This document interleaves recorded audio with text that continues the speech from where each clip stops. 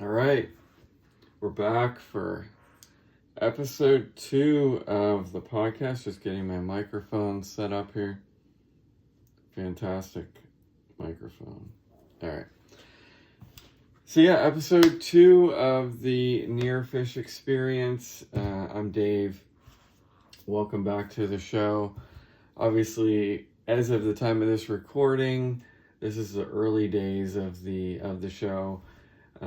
Gonna be working out the kinks, but got my little Near Fish Experience sign here, a little lamp. I prefer to be in natural light. I do not prefer to be in the dungeon of a basement, but I do have some lighting here. It helps bring it up a bit. I'm just going to basically talk about what I've been up to the last, basically we're a little over 3 weeks into the open fishing season where I live as of the time of this recording. I've been staying true to my commitment of getting out and making at least a cast or two every single day of the season. Some days it's been really difficult, and I can see how people who don't really make an effort to do that are not able to do that. So, I've been taking a picture every day. I've been out. There we had some snow a little while back, and I'm gonna compile some of these clips and put a little early season speckled brook trout segment together, possibly for episode 3.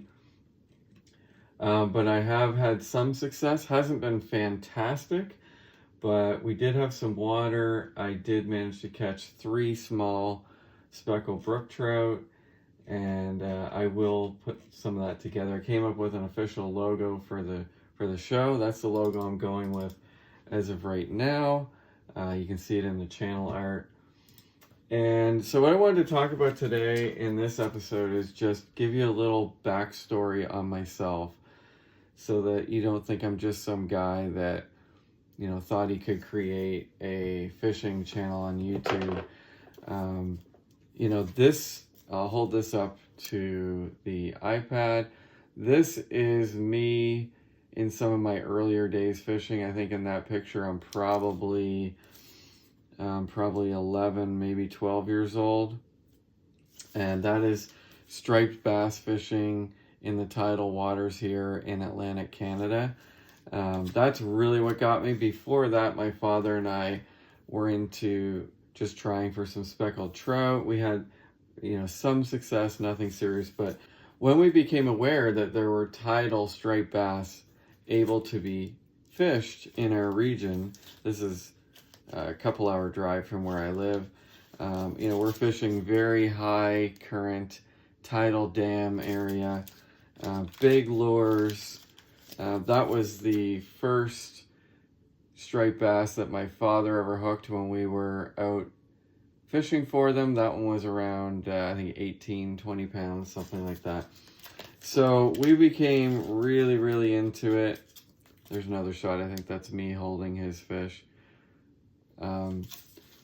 We became really involved, and we did that for a number of years until, unfortunately, the population crashed in that species in that region. We did keep our share. I look back on it now, and I think I wish I had put at least half of those fish back, but that wasn't how we did it back then. I'm more of a catch and release angler today. I will release all of my striped bass if at all possible, and the majority of the time they're only lightly hooked and they're easy to revive. So we got into the striped bass fishing, and then I should have brought another album. I will in another episode. Then a friend introduced us to smallmouth bass fishing, and we became really, really involved in the smallmouth bass fishing tournament trail.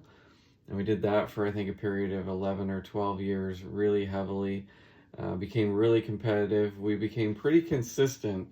We consistently placed in the top I'm going to say top 10, a lot of the times top 5 in a lot of the events that we did.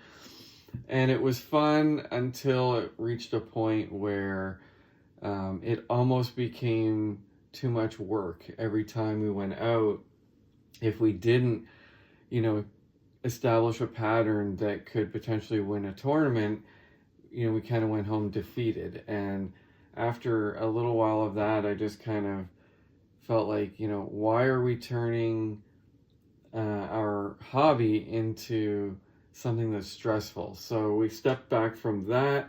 That was around the time I got married, and of course I had other distractions and commitments.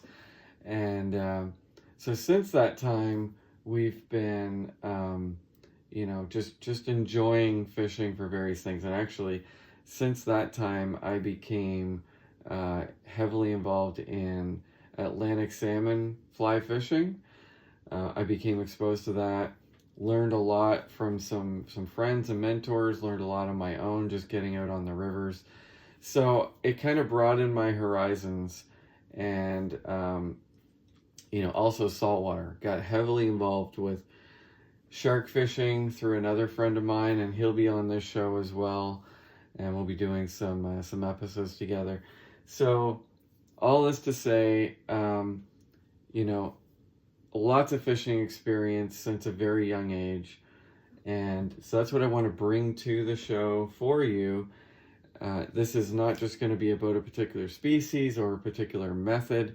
As you can see, I've been throwing a fly, and I've been throwing a little inline spinner the majority of my fishing over the last few weeks, because that's what's nearby and that's the species available at the moment. As more opportunities unfold, you're going to see me doing all different kinds of methods of fishing. So I think I'll end this one on that today. Again, I really appreciate you tuning in. It's going to be a lot of fun to get this going and keep building more episodes. I'm hoping to launch at least a couple episodes a week. If I can do more, I will. But I'm going to mix some gear reviews in. I've got a reel that I'm going to be talking about in one of the upcoming episodes. So anyway, that's it for this one. I appreciate you tuning in. Please like, subscribe, and that's it for this one. Near Fish Experience.